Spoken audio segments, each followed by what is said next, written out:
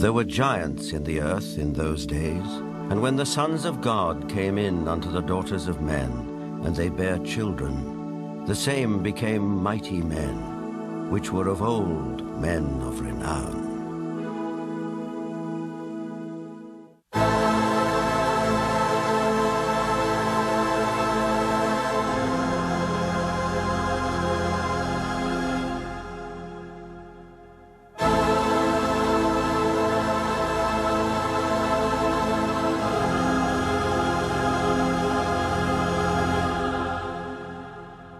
The Maya and Incas of South America believed a race of giants existed on Earth before the Great Flood. So did many other ancient civilizations. Some took them for gods, others left likenesses of them in stone or wrote about them in their histories. The Greeks and Romans told of blood falling from heaven and landing in the lap of the earth goddess Gaia, who gave birth to the Titans, a race of fearsome giants.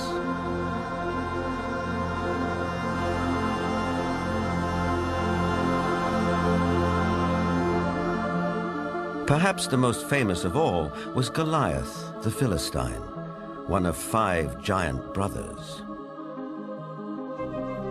Vendell Jones is an archaeologist with a style of his own. He spent a lifetime tracking down Goliath and the Ark of the Covenant, with which the Jewish holy book of the Midrash tells us the giant made off. Goliath thrashed his way through the Israeli soldiers, ran over and scooped the ark up on his shoulder, slew Pinchas and Hophni, and took the ark back to the camp of the Philistines. It was in this field, 15 miles southwest of present-day Jerusalem, that legend says Goliath was finally slain. Not by a giant warrior like himself, but by a puny boy, David, who, as this 9th century BC tablet indicates, would later become king of the Israelites. David reached into his script. He pulled out this black thing with long leather straps, and he put it on his arm and wrapped it like this, and said, "You have come against me with a buckler and the armor and a shield and a sword, but I'm coming against you in the name of the Lord God of Israel." Then he reached in and pulled out another set of leather straps, but this one had a stone in it.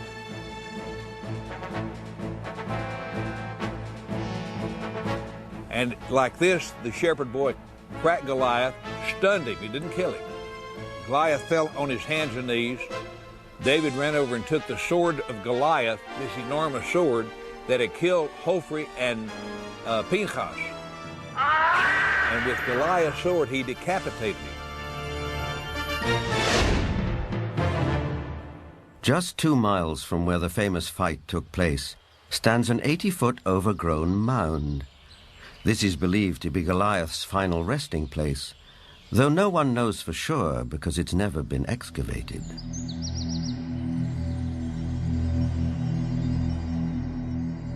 In the American Midwest, there are also many large mounds, which are said to be graves.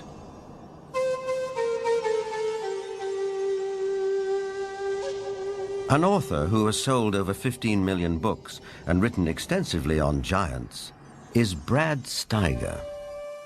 Mass graves of giants were opened. Some of the men 8 feet tall, some of the women 7 feet tall, some records of men 10 feet tall, and extremely large skulls. And extraordinarily, some of these skulls had horns, some had extra rows of teeth, some had other what we would call anomalies, but they were extraordinarily large skulls and extraordinarily large people. A maverick archaeologist who has long been fascinated by legends of American giants is David Hatcher Childress. A number of mounds in the Midwest in America were excavated starting in around 1850. And in many cases, they would find skeletons of people who were in excess of 7 feet tall. And in many cases, they had double rows of teeth as well as, in some cases, 6 fingers on each hand and 6 toes on each foot. The one that was found in Bridal Veil Falls, California by a group of miners, first they found this wall with very intricate hieroglyphics. They assumed that they were finding gold behind the wall. They broke it down and they found this woman holding a child covered with fur and a strange kind of dust.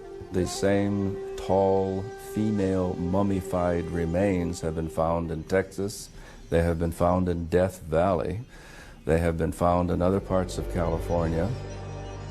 These old photographs and newspaper clippings are all that survive of these mysterious giants. Winner of the Newsmaker of the Year award, journalist Jim Mars has a special interest in speculative science. Archaeology at that time was in a heyday. There was everybody that had a shovel was out trying to find something. But what's interesting is that the finding of these giant mummified bodies and giant fossils and bones, really you can't pin to any particular location. They were finding them in Greece, they were finding them in Italy, they were finding them in the Middle East, they were finding them in America. And even if you write off a few of those as perhaps a hoax or a misinterpretation of something else, you're still left with a tremendous amount of evidence to show that there were these giant beings at some point walking the earth.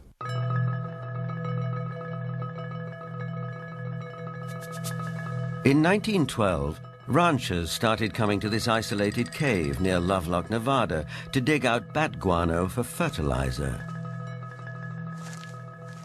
Inside, a surprise was waiting for them. They began excavating the 10 to 15 feet of guano that was here in this cave. They started discovering some unusual artifacts.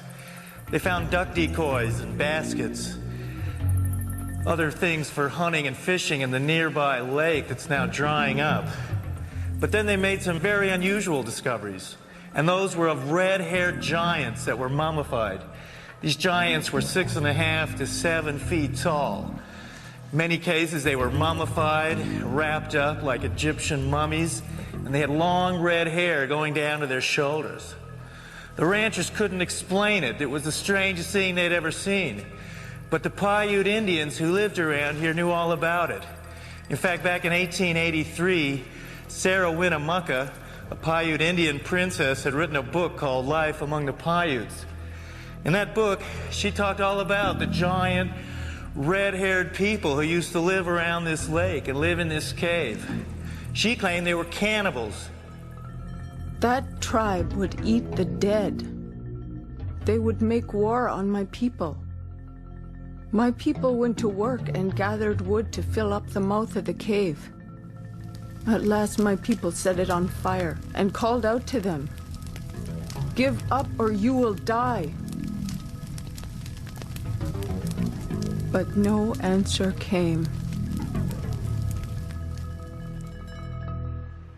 Now, one of the great mysteries of the West is what happened to these giants? There was nearly 60 skeletons brought out of this cave, but today they're nowhere to be found. Is it that there is some kind of archaeological cover-up that has occurred here? Something that concerns giants? Perhaps the entire story may be a rural legend, or like tons of buffalo bones, the remains may have been burned and used with the bat guano as fertilizer. Whatever the explanation, proof that there were giants here has disappeared. Yet at the same time, tantalizing clues to their existence can be found all over the world.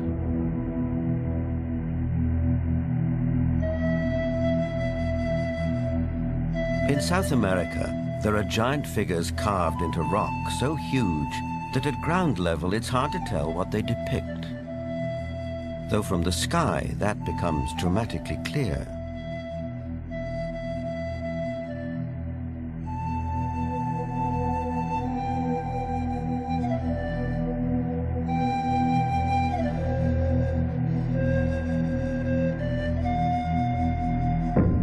This one in Chile, known as Cerro Unitas, at over 300 feet high, is believed to be the largest representation of a human-like figure in the world. Who carved it and why remains a mystery.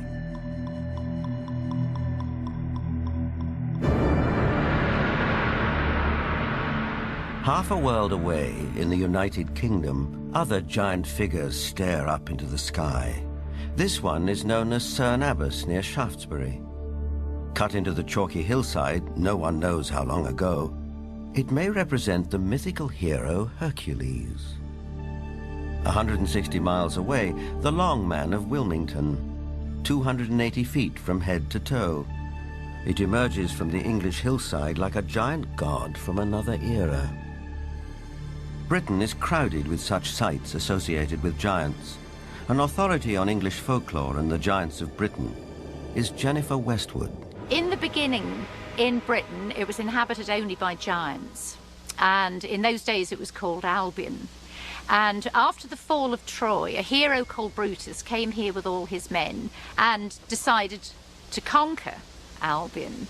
And so they battled for a bit with all these very savage giants. And they slew most of them. But there was one called Gog-Magog that they kept alive, 12 foot high. And he had a wrestling match with the Duke of Cornwall called Coroneus. And first one got the upper hand, and then the other got the upper hand. And then Gog-Magog broke some of Coroneus's ribs. And he got so enraged that he just picked up this 12-foot giant, and he ran to the coast, and he threw him over the cliff. And the giant was smashed on the stones below, and his blood stained the rocks red.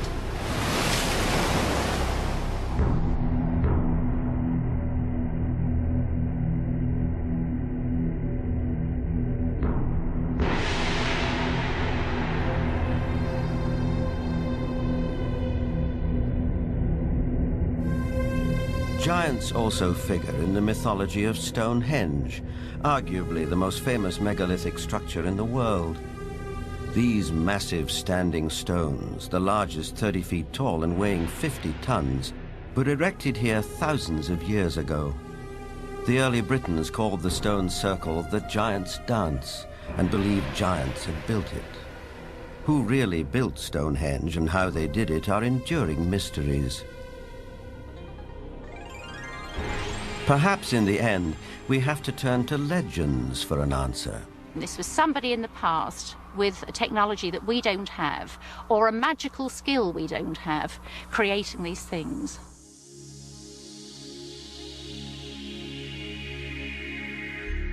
The spiral-shaped Gilgal Rephaim is situated in the Golan Heights, 50 miles from Damascus.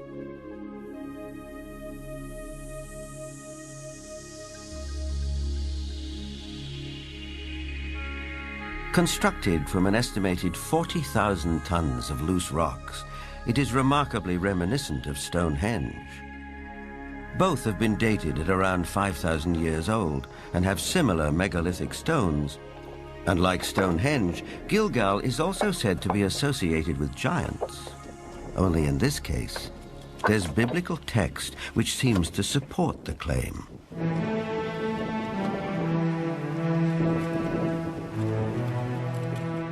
Israeli archaeologist Daniel Herman is investigating the newly opened grave. This is a tomb of someone obviously a very powerful man. Look at the size of the stone slabs used. This must have taken an enormous amount of time and effort to construct.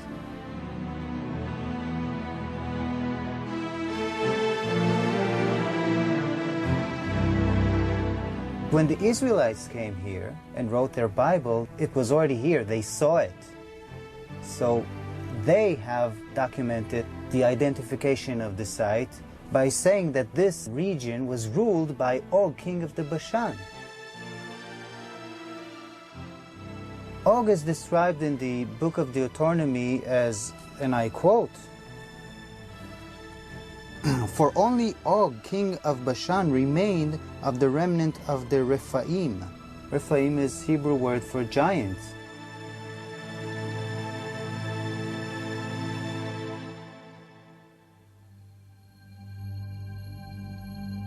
The surface of our planet is strewn with gigantic constructions dating back thousands of years.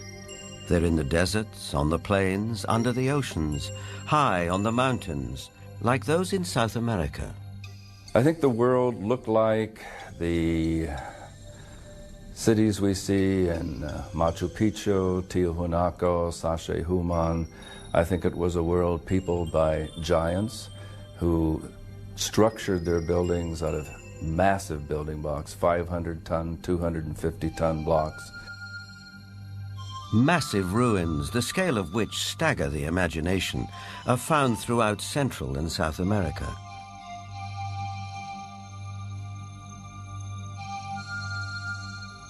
Even a skeptic might be tempted to ask, who could have built these architectural wonders, if not a race of giants?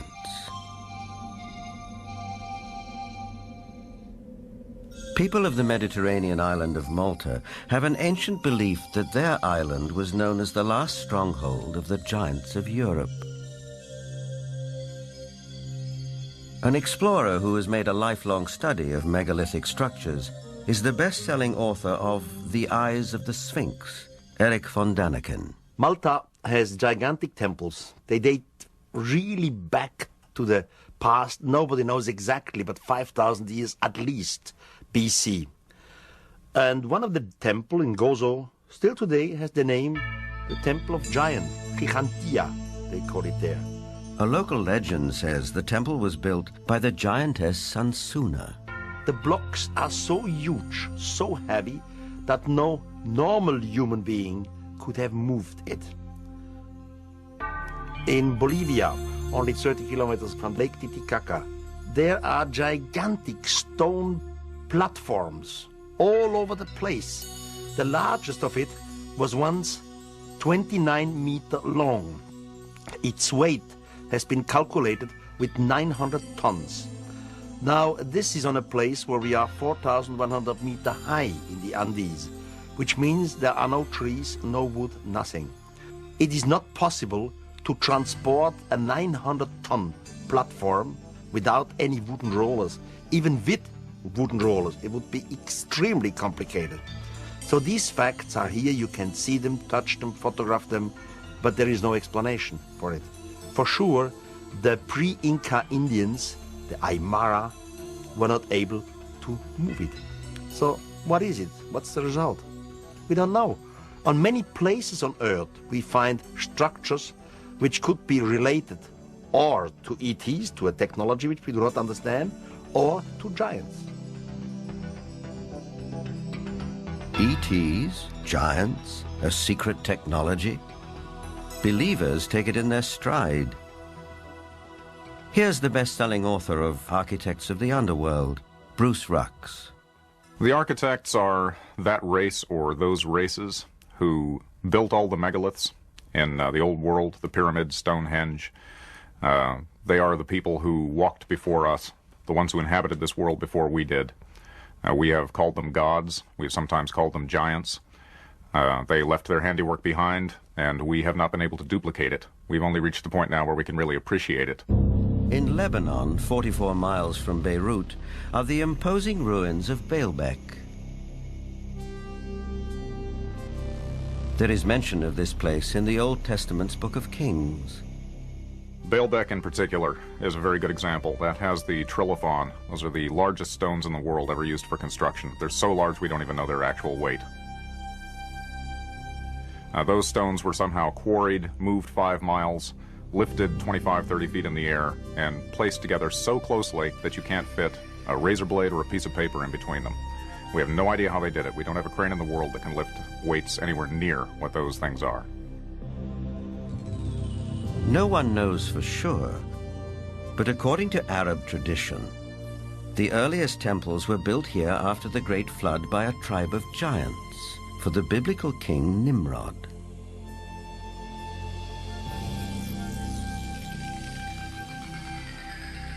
But what exactly do we mean by the word giant? Bloodthirsty monsters like the one-eyed Cyclops of Homer's Odyssey? Or the fee-fi-fo-fum ogres of children's fairy tales? Or could it also include peaceable giants, living as you and I do, walking the streets of our cities in the full light of day?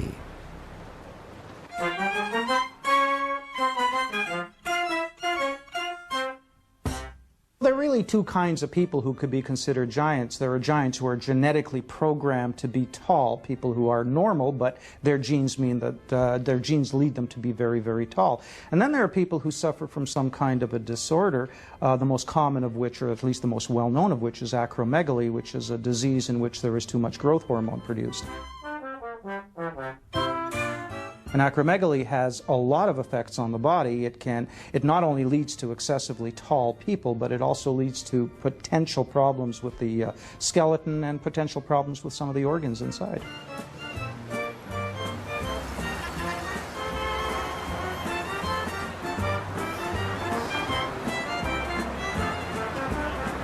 Ryan is a healthy, well-proportioned, 7-foot-tall, normal young man. I just wish I were as tall as he was.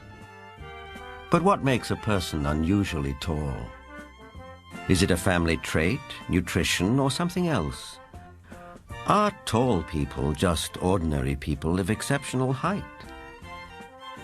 Certainly some tall people are giants in their profession, and if that happens to be basketball, they may be millionaires too. Genuine giants didn't always do so well. Here's Jack the Giant Killer presenting his latest capture to the king. Towards the end of the 19th century, this 9-footer was given to the Russian Tsar as a gift. For some of the vertically unchallenged, it was possible to make a modest living by displaying themselves in public. From there, it wasn't very far to the Carnival Freak Show, which wasn't complete without one or more giants. Even after death, they could still draw a crowd. Anna Swan and her husband Martin, both 7.5 feet tall, went on tour as the world's tallest married couple. It probably took 2 storks to deliver their 24-pound newborn. Which brings us back to the question, where do they come from? Is it possible that in the dim and distant past, they can trace their ancestry to a race of giants? The Weizmann Institute's award-winning scientist, Dr. Marvin Antelman, believes he has the answer. If we all have genetic material from the first man, then it is not surprising to find here and there that you would have a giant existing among us today, because there would be a recessive gene that would produce such a person. The Watusi tribe, for instance, are very large. The median height for most of their males is close to about 7 feet. They're extremely tall. There are biblical references to even taller people who lived in ancient times.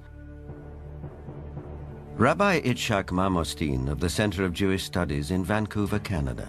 It seems quite clear because of the references in Genesis and later on the book of Numbers and also in Deuteronomy, which are all fairly consistent with each other, that there were gigantic beings that seem to stem from pre-flood era.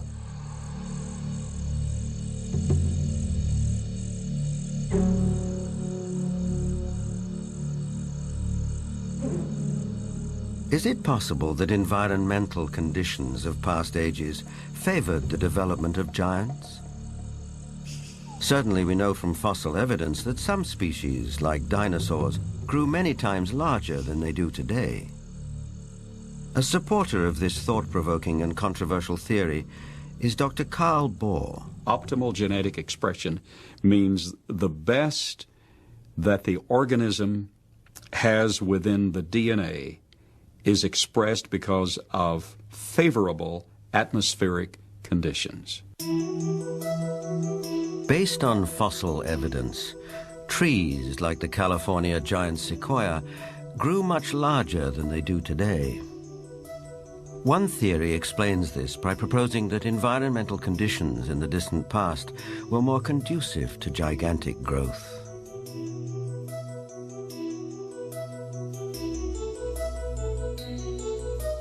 Under these described conditions, plants and animals would live longer, be much larger, and that's precisely what we find in the geologic column in the fossil record.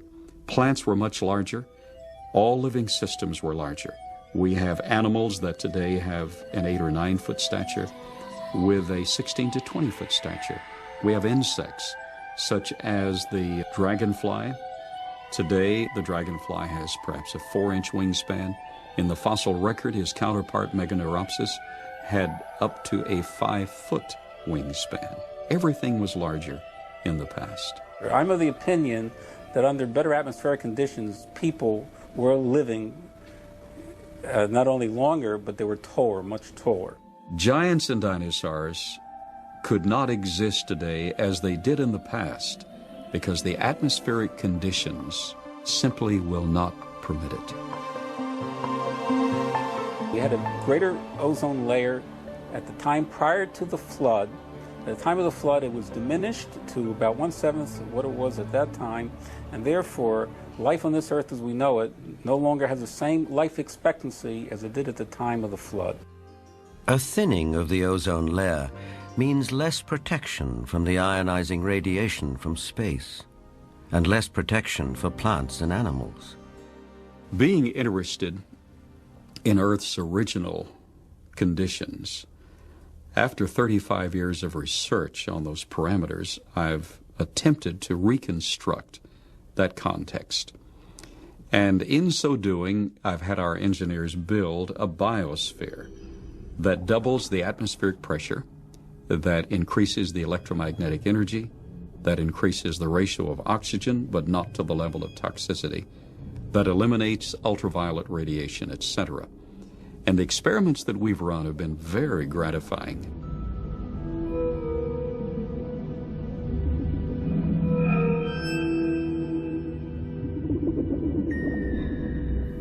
In our controlled scientific experiment, we have measured the effects of a pulsed electromagnetic field on biological systems. We have these Pacu piranha fish that normally at 3.5 years of age are about this size under optimal conditions. Yet we have them now in excess of 20 inches, weighing just under 5 pounds each.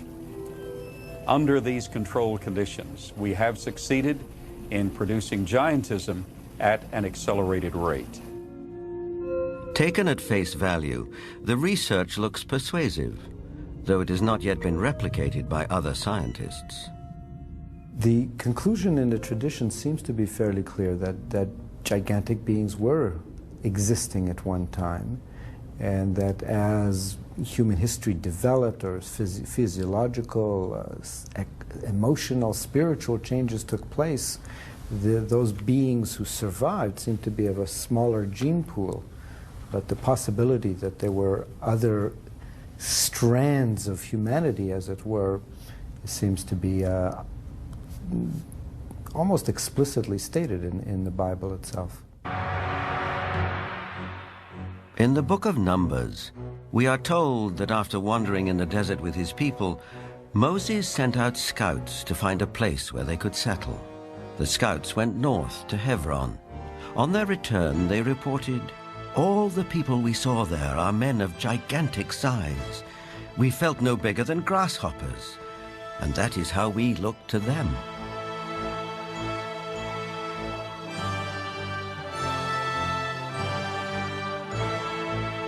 The tribes continued northeast to Mount Seir, known today as Petra in Jordan.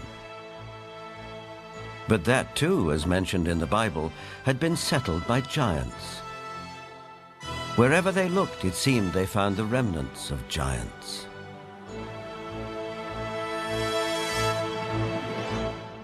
If we look at Scripture, there were giants in the earth in those days.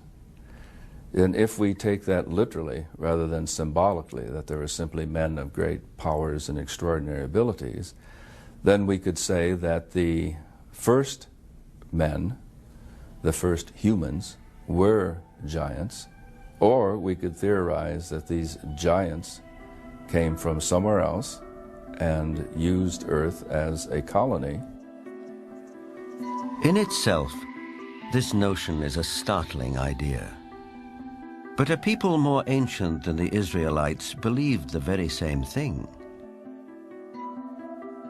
They wrote that the giants were celestial beings who came not from Earth, but from another planet.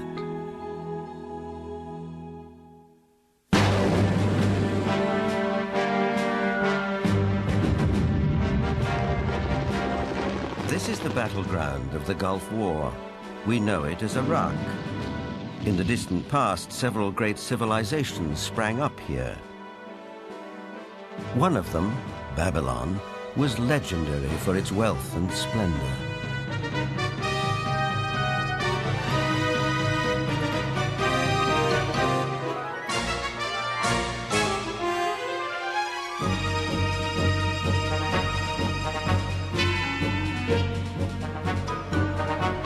But long before Babylon, as long as 6,000 years ago, another remarkable civilization evolved. Its people were the Sumerians, who had an extraordinarily advanced culture.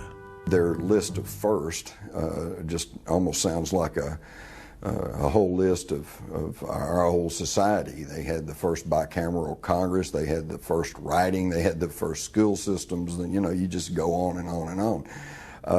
So you have to ask, well, where did all this come from? And I think that you need to turn to the ancient Sumerians themselves and listen very carefully to what they have to say, because what they have to say, not just in one place, but over and over and over again, is that they were taught civilization by these beings that came from the heavens to the earth. They call them the Anunnaki.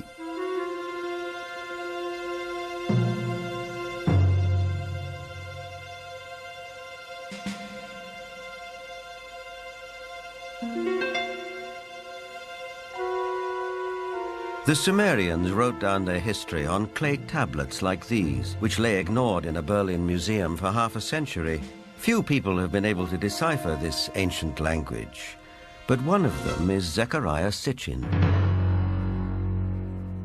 The writings and the pictorial evidence left behind by the Sumerians going back 6,000 years speak and depict people who came from another planet called Nibiru, and many of the depictions show them much bigger, at least by a third, perhaps more than the average human being, so they were giants.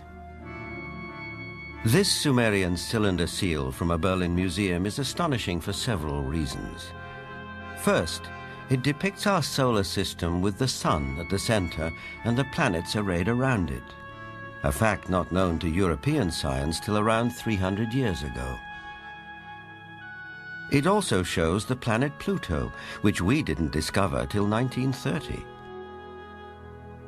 And amazingly, there's another planet, which the Sumerians called Nibiru, and believed that it was from where the Anunnaki, or celestial giants, came from.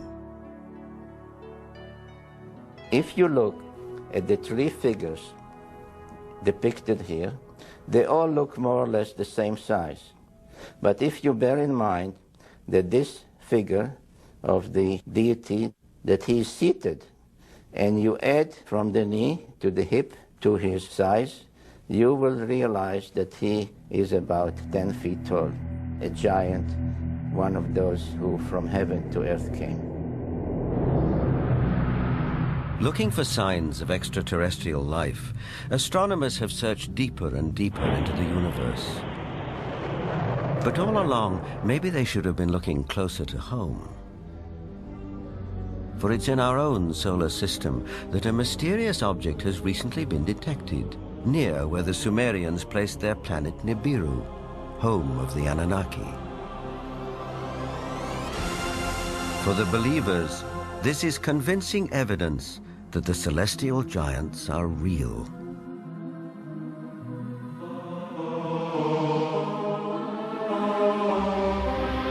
The ancient Sumerian text, just in a very broad overview, basically tell us that more than 400,000 years ago, that these Anunnaki came from space and landed on the earth in the Tigris-Euphrates Valley.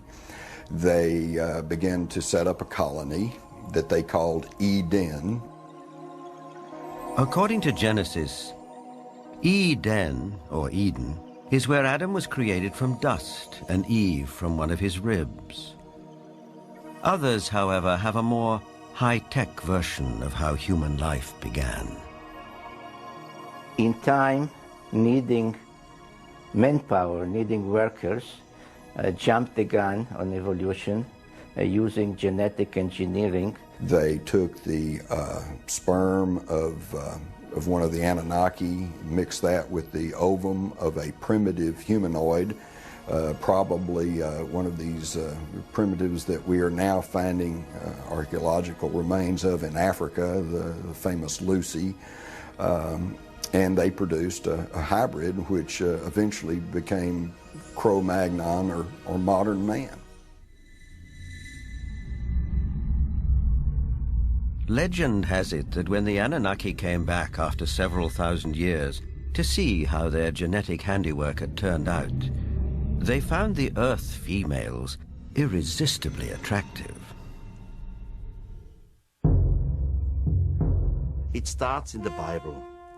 There you can read, in the beginning at Moses, when the sons of the gods saw that the daughter of man were beauty, they took them to wife. Later, out of the body's womb, giants came. So destructive were these titans that the Anunnaki who fathered them decided to destroy them. The apocryphal book of Baruch even tells us how many giants were wiped out.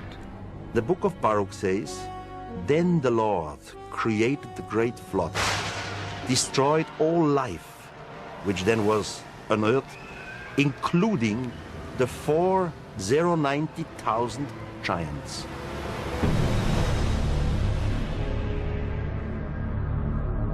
As the story goes, some of the titans survived, but their reign as rulers of the earth was over, and humans became the dominant species. Still, the giants live on in memory, like something deep-rooted that comes from the beginnings of our existence. For some, this is far more than a simple memory. Perhaps they are the ones who report more and more encounters with giants emerging from UFOs. These believers will assure you that the Anunnaki or celestial giants are coming back.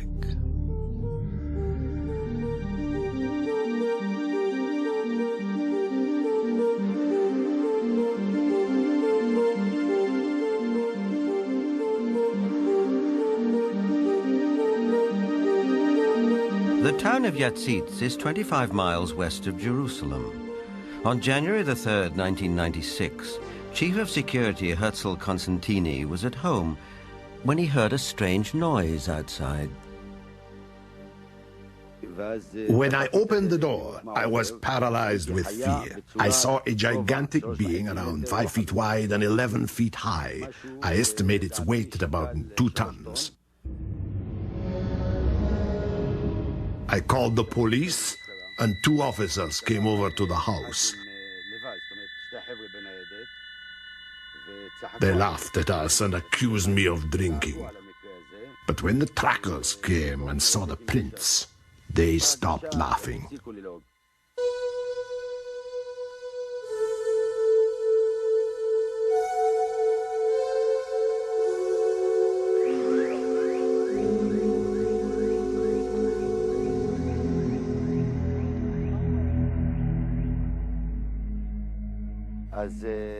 The tracks led right across my field. Many of them were 14 inches deep.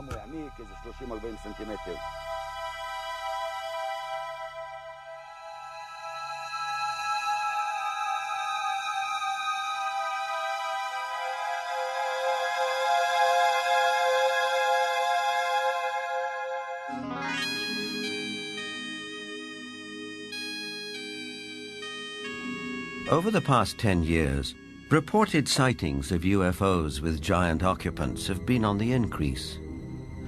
Former director of the British UFO Research Association, Jenny Randles, is familiar with these statistics. From an analysis of 15,000 encounters with beings, giant encounters have increased every single year since the 1965 period onwards, and we are therefore getting far more reports of giants being seen today than we did 30 or 40 years ago. The apocryphal books of Enoch are believed by many to be over 5,000 years old. In them, Enoch writes about how he was taken up to the heavens by two men of great height. In this celestial journey, he also talks of meeting those who from heaven to earth came. Two huge men appeared to me, the like of which I had never seen on earth. Their faces were shining like the sun. Their eyes, too, were like a burning light. Then they took me up and carried me to the first heaven. And they fly with their wings and do the rounds of all the planets. They led before my face the elders, the rulers of the stellar orders. These groups carry out and carefully study the movements of the stars. Enoch is taken up to the sky at least 3 times. In our today's view, we would say he was taken up to a mother spaceship. There he has a discussion with what is called the highest, whatever the highest is. We would say maybe the commander of the spaceship. In other words, Enoch is what we would call a victim of alien abduction. This might seem like a far-fetched interpretation of a text written a very long time ago. On the other hand, present-day accounts by people who claim to be abductees are not so very different. The elders were 6 to 9 feet tall. They had white hair, pale skin, almost albino, light blue eyes, wore white robes, and had no shoes on at all. And they could speak audibly, and they could also speak through mental telepathy. I've checked the owner's manual that came with my brain, and nowhere, even in the small print, does it say that all dreaming will be between the hours of 11 p.m. and 8 a.m. That, generally speaking, it is. But what we know is the brain can generate extremely vivid images, extremely real and lifelike things that are hallucinations. But events in the Russian city of Voronezh can't be so easily explained. In this instance, there were at least 20 witnesses. Could they all have been dreaming the same dream in broad daylight?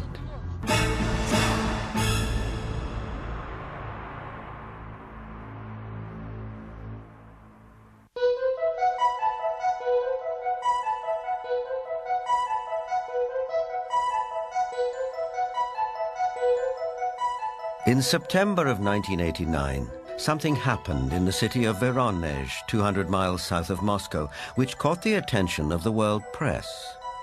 For several weeks, strange lights were seen over the city. Then on September the 27th, it was reported that a spacecraft landed in one of the city's public parks, from which 3 alien giant figures emerged. Nothing remotely like this had happened in Voronezh before. Before coming to America in 1990, Ukrainian journalist Paul Stonehill covered the Voronezh story for the international press.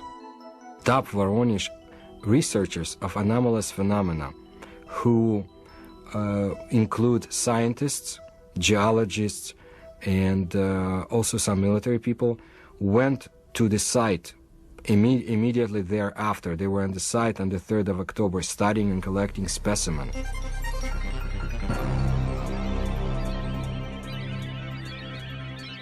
The encounter became a media sensation on national television and in the international press. Не было, ну уже хотя бы потому, что не было до сих пор в Воронеже событий, подобных тем, а... Drawings of the landings by children who were there capture the event vividly. It attracted the attention of the media around the world because it was effectively endorsed by TASS, the Soviet news agency, who up until that time had certainly not given any credence at all to this kind of story.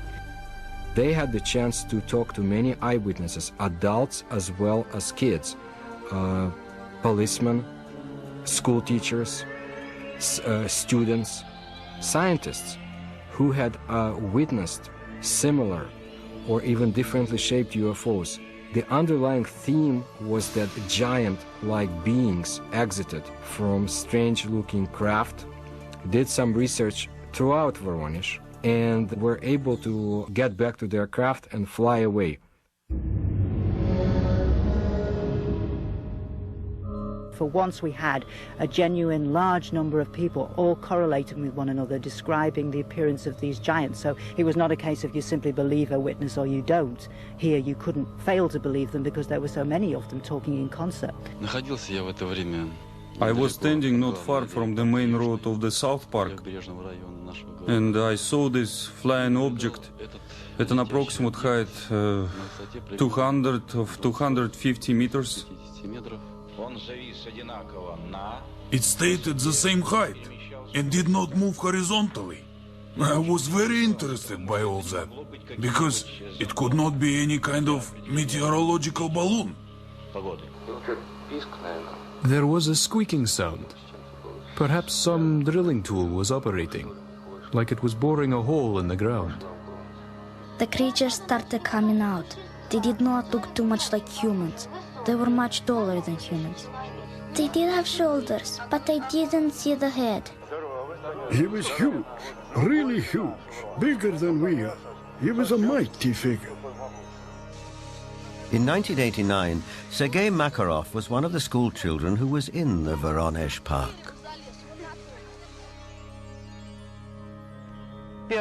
I remember a crowd that gathered around the place. Everybody was scared. Everybody turned pale. I was absolutely flabbergasted.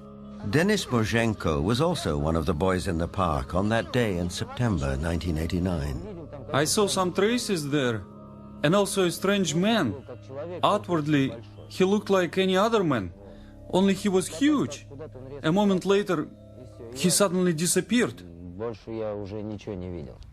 I had no doubt that the UFO and the giants existed, because I saw them. But sometimes when I look back, it seems sort of like a fairy tale.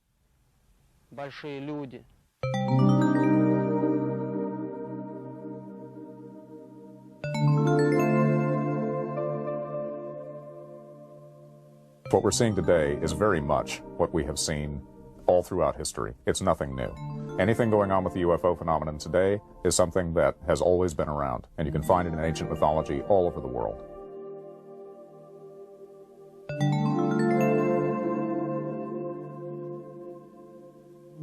We have the legends, and of course, in some cases, we have cave paintings of giant-looking beings and even footsteps.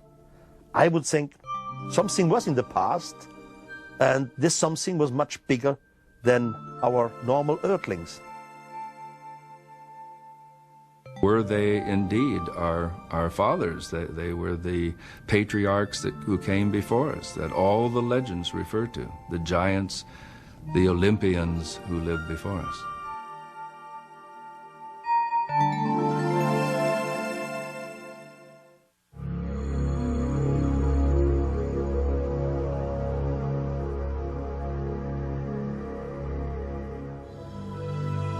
Whether fact or fantasy, giants have occupied our collective consciousness for as long as we can remember. But did a race of giants ever truly walk the earth? The ancient texts, as well as some of the evidence, suggest they did. And is it possible that recessive genes in the 7- and 8-footers that walk amongst us today could be connected to a former race of giants? Now, with reports like the giants of Voronezh, one wonders if perhaps the godlike giants of the Sumerians are coming back. But whether they are real, imagined, or allegorical, one thing is for sure. The mystery and the myth of giants will be with us for a long time to come.